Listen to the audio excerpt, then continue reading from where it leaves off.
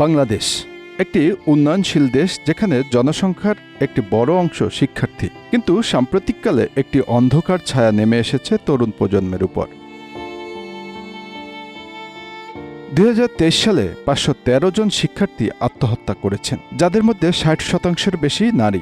আরও উদ্বেগের বিষয়, বিশ্ববিদ্যালয় ও কলেজের তুলনায় স্কুলমুখী শিক্ষার্থীদের মধ্যে আত্মহত্যার প্রবণতা বেশি লক্ষ্য করেছে তারা।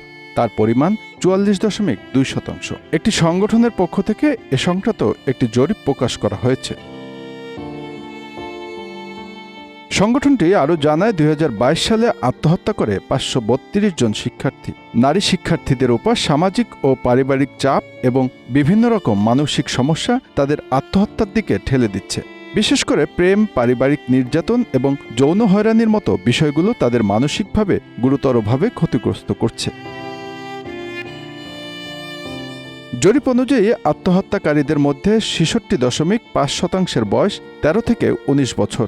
এটি স্পষ্ট করে যে কিশোর কিশোরীদের মানসিক স্বাস্থ্য সমস্যা এবং চাপের সঙ্গে মোকাবিলা করতে অধিকাংশই ব্যর্থ হচ্ছে।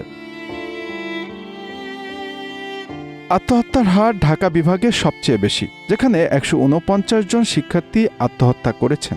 চট্টগ্রাম বিভাগে এই সংখ্যা 89 জন এবং রাজশাহী বিভাগে 77 জন। খুলনা বিভাগে 64 জন শিক্ষার্থী।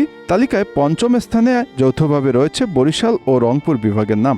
আত্মহত্যাকারী শিক্ষার্থীর সংখ্যা 43 জন। ময়মনসিংহ বিভাগে 36 জন এবং সিলেট বিভাগে 12 জন শিক্ষার্থী আত্মহত্যার পথ বেছে নিয়েছেন। 2023 সালে যে 513 জন আত্মহত্যা করেছেন, তাদের মধ্যে রয়েছেন 227 জন স্কুল শিক্ষার্থী, 140 জন কলেজ শিক্ষার্থী, বিশ্ববিদ্যালয়ের শিক্ষার্থী 98 জন এবং 48 জন মাদ্রাসা শিক্ষার্থী। বিভিন্ন বিভাগের আত্মহত্যার এই পরিসংখ্যান থেকে বোঝা যায় যে মানসিক স্বাস্থ্য সমস্যা শুধুমাত্র একটি নির্দিষ্ট অঞ্চলের মধ্যেই সীমাবদ্ধ নয়। সংগঠনটি জানিয়েছে, আত্মহননকারীদের মধ্যে প্রায় 10% মানসিক সমস্যার কারণে এই পথ বেছে নিয়েছেন। আর জাতীয় মানসিক স্বাস্থ্য ইনস্টিটিউট ও বিশ্ব স্বাস্থ্য সংস্থার যৌথ গবেষণা বলছে, কিশোর কিশোরীদের প্রায় 13% মানসিক রোগে আক্রান্ত, আর দেশের মোট জনগোষ্ঠীর 18% মানসিক রোগে ভুগছেন।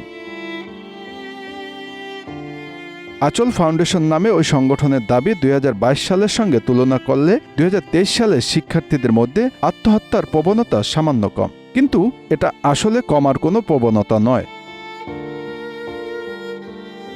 মনোরোগ বিশেষজ্ঞরা বলছেন, চূড়ান্ত হতাশা থেকে মানুষ আত্মহত্যার পথ বেছে নেয়। এর পেছনে অর্থনৈতিক, পারিবারিক ও সামাজিক কারণ আছে, সেগুলো এখনও বিদ্যমান। সুতরাং আত্মহত্যার প্রবণতা সামনের দিনগুলোতে আরও বাড়তে পারে।